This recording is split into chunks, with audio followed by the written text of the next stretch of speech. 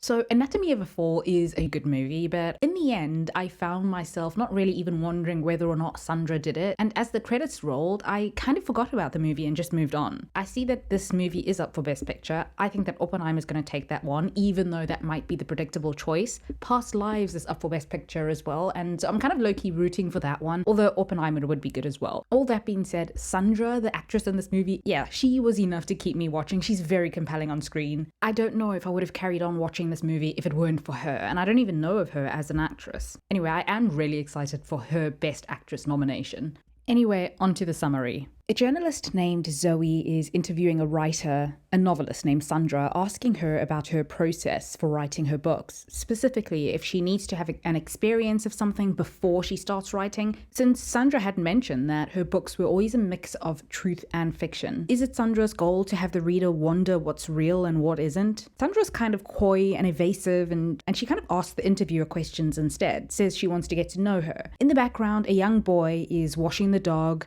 and then Sandra's husband, Samuel, starts playing really loud music upstairs. There's a lot going on in their home. This is hardly the place all the time for an interview. Sandra wants the interview to be more of a conversation. She says that she's interested in Zoe, and Zoe humors her a little bit, but she wants to focus on her story. Sandra, however, keeps trying to derail and distract with her questions. She's not hostile, she's just very relaxed and distracted, and she seems in a fairly good mood. Just not really in the mood for an interview. Sandra then half-heartedly reschedules the interview because of the music going on upstairs, and Zoe leaves. The little boy, Sandra's son, named Daniel, goes for a walk with his dog, and when he comes back, he finds his father unresponsive and bleeding from the head. He calls for his mother then, and she calls the police. The coroner notes a couple of things, that Samuel has superficial abrasions on his hands and forearms, which suggests that his body slid a couple of meters on impact before reaching its final position, that there was blunt force trauma to the head, and this appears to have been before he hit the ground. So they can't rule anything out at this point.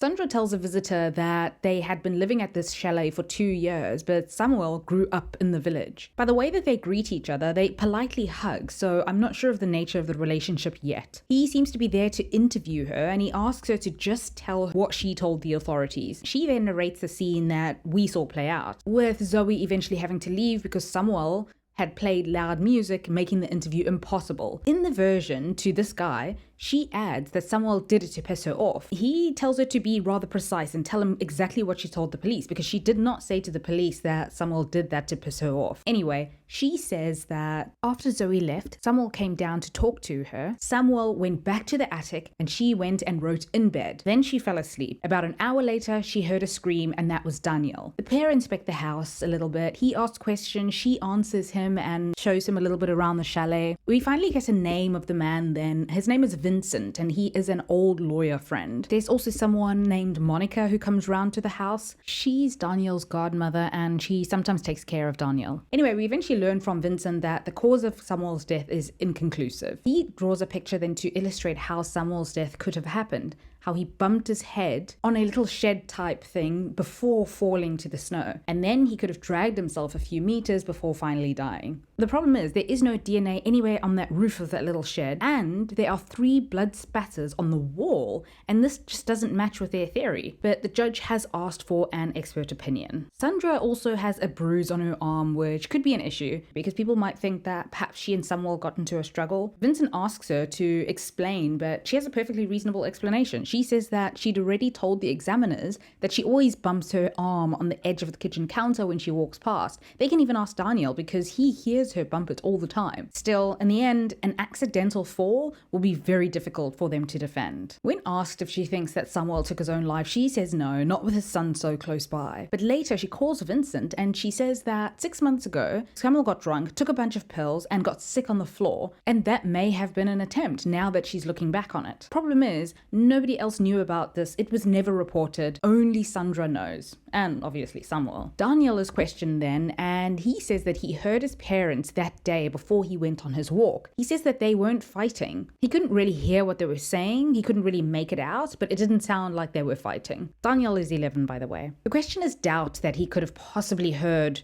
whether or not his parents were fighting because the music was so loud and he was outside, but he says that the window was open. This is where I found out in the movie that Daniel is actually blind. He knew his way around because Samuel had put tape of different textures everywhere so that he'd know where he is, even though at this point he didn't really need the tape anymore. Anyway, investigators reenact the entire scene of how this might have happened, with the conversation between Samuel and Sandra and Daniel being downstairs, and they even play the music. Daniel doesn't hear anything though. They try again with Daniel inside, and that's when he admits that he made a mistake. He wasn't outside when he heard his parents talking, he was actually inside. But one of the investigators says that can't be because Zoe saw him leave the house. Sandra obviously ends up getting indicted, and during a press conference it's announced that there are 3 factors that help make this determination. The blood spatter that indicates that he might have gotten a blow to the head when he was still upstairs. The reenactment with Daniel showed some discrepancies, so he's a kid and just not a reliable witness. And they've made a discovery of a USB that had belonged to Samuel, and this USB stick had audio of a conversation that took place between the couple the day before Samuel's death. In trying to secure bail for Sandra, we find out that the couple had money issues. The bank is willing to loan $50,000, but the bail is likely going to be set much higher than that. The prosecution wants her to stay detained until her trial, obviously, but the defense argues that Sandra is all over the media at this point. She wouldn't be able to escape. She also has a visually impaired and traumatized child to care for. We learn then that an accident at the age of 4 caused Daniel's blindness. Anyway, she is granted supervised bail, and this is really rare in homicide cases. On the way home, we find out that the audio recording on the USB is of a fight that Samuel and Sandra had the day before. Sandra is also growing frustrated at this point. She makes it clear to Vincent that she has regrets about even moving to France in the first place. A lady named Marge comes to the house to supervise Daniel and ensure that he doesn't get influenced in any way before the trial. Sandra starts practicing her testimony with her lawyer, talking about her early relationship with Samuel, how they fell in love. We learn that the day of Daniel's accident, Samuel was having a good writing streak, and so at the very last minute he got a babysitter to pick Daniel up from school. When Daniel and the babysitter were crossing the road, a motorbike hit him, permanently damaging his optic nerve, and after this accident, Samuel became obsessed over his guilt. He struggled to overcome it, and he really blamed himself.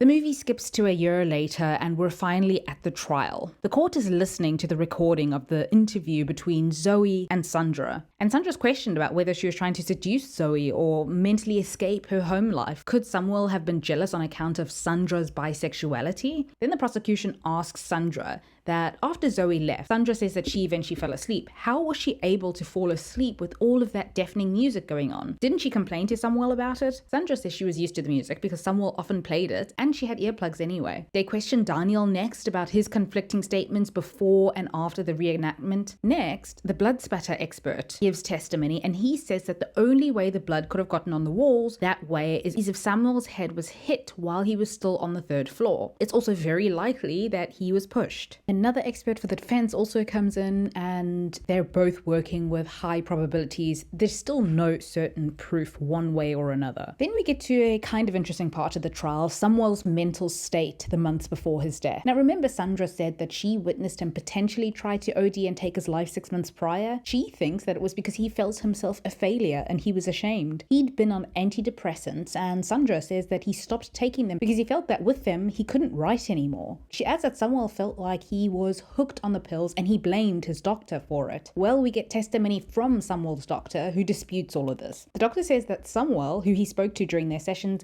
never once mentioned this to him. He also didn't put Samuel on medication because he was depressed, but he did it in order to help Samuel regulate his emotions, help him with his guilt over what happened. The doctor testifies that Samuel said that Sandra never let him forget it and she blamed him. She made him pay by taking the one thing that he loved, his writing. Remember, it was because he was writing that day that he wasn't able to pick up their son, and then the accident happened. After what seems like a disaster for Sandra, she ends up recovering quite well in her testimony about her emotions after the accident and about Daniel. That evening, while having some drinks, it seems as though there might be something unspoken between Vincent and Sandra. Either way, lawyer and client seem quite cozy, even taking into account that they're old friends. There's definitely something more there. The next time in the courtroom, we get to hear the audio recording of the conversation that Sandra and Samuel had one day before his death. It's the typical discussion that you might expect in most marriages about managing their careers and Daniel's childcare. At least it's that way at first. Samuel is frustrated. He says that he needs about a year to work on his writing. Sandra suggests that they get Monica to look after Daniel, but Samuel says that they can't afford it. Sandra at this time can't really share in the child rearing responsibilities because her book just came out and she needs time. She's busy. Samuel comments, well, when was the last time you helped Daniel with his homework? Her process is never ending, whether she's planning a book, writing one, or promoting one. It's been years. Sandra is a little bit dismissive and unsympathetic. She tells Samuel that she didn't ask him to continue teaching and to homeschool Daniel. He argues that it's just too much. With all the renovations, he just has no time for himself, and she's not exactly working with him. She feels as though she doesn't owe him any time, and she doesn't even want to have this conversation. She thinks that this conversation is a waste of time when he could be off doing what he wants to do. He wants to discuss the division of labor. He says that he makes sacrifices so that she can write, but there needs to be a balance. When she comments that he should go back to writing his book, he says that he doesn't even know if that would work because she took his best idea. She says, well, you can still publish your own version and just say that I was inspired by you. She says that he should be flattered that she was inspired by him. Oh, wow. It also comes out that she cheated. She insists that it just happened once and that he clings to it so that he can be the victim. He believes that it happened several times. Of course, Sandra responds that, well, he refused to have sex since the accident. Ultimately, she thinks that Samuel just blames her because he's not ambitious enough to go after what he wants, and then he conceals this bitterness with generosity, and he resents her for it. She's yelling quite a bit now, and he says in a calm voice, "You're a monster." Even Daniel has said that. We hear glass break then. There's some kind of tussle and he accuses her of being violent and she shouts, "Yes, I am." It sounds bad. And we hear them struggling a bit on the recording. It turns out that Samuel had been recording his life the last 6 months for a literary project. The prosecution thinks that this argument is linked somehow to Samuel's death. The bruising on Sandra's arm does not help her case. But she does admit that she lied about the bruise on her arm. Being from the kitchen counter, she admits that it happened during their struggle. She says then to the court that the sound of glass breaking on the audio recording was her throwing a glass against the wall, and afterwards she did slap Samuel.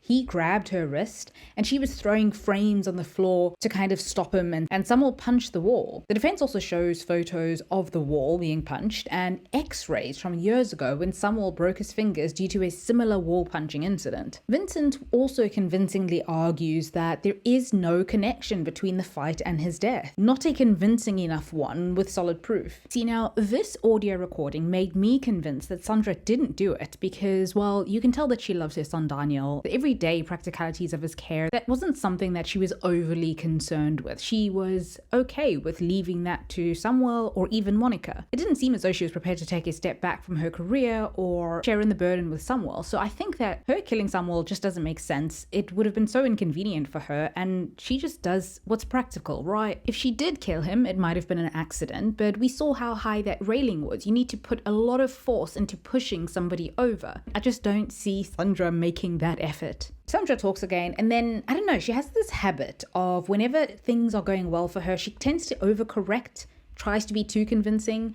She says then that Samuel might have provoked the fight, knowing that he was recording it so that he could get more interesting material out of it. She's asked then about the idea that she took, and she says that it was in a book that he'd abandoned, and she found this interesting passage, about 20 pages. She says that it was about a man imagining how his life would have been had an accident not killed his brother. And this man wakes up to find himself living both realities. When Samuel had abandoned the book, she asked if she could use the idea, and he said yes. The prosecution disagrees with her because in the audio recording, Samuel had accused Sandra of plundering his idea. He wouldn't have accused her of plundering had he agreed to her using his idea. Also, while Sandra says that Samuel was depleted and he just seemed kind of done towards the end, the prosecution disagrees, and they say that in that argument, he sounded just the opposite. He was fighting for the life that he wanted. They read a passage from one of her books then about how she describes a husband character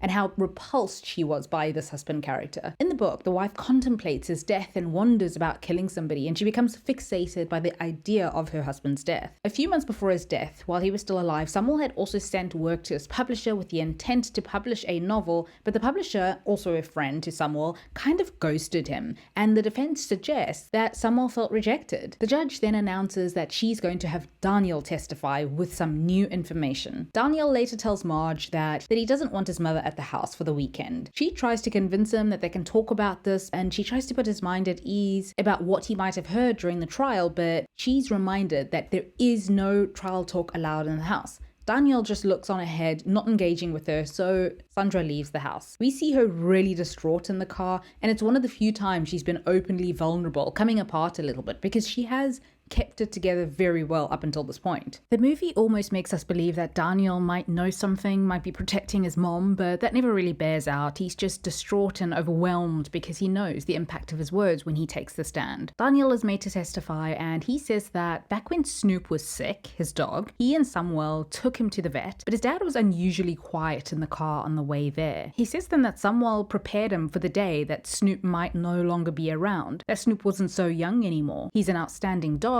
who spends his life anticipating Daniel's needs, but maybe he's tired. Samuel says that one day it'll be Snoop's time to go, so he'd best be prepared. Daniel tells the court then he knows now that Samuel was actually talking about himself. The prosecution reminds the jury that this is subjective and in no way to be taken as any kind of evidence. In the end, Sandra ends up being acquitted. She's very pleased and she tells Vincent that she needs a drink. They have a celebratory dinner after the win and she looks very happy and bubbly. But then suddenly she gets upset, seemingly overwhelmed by everything, and she says that she thought that she might feel relieved, but now it's just over. He gives her a hug then. That evening, mother and son embrace and Sandra eventually falls asleep on the couch next to Snoop. And that's it. That's the movie. If you have seen it, feel free to share your thoughts and thank you for watching.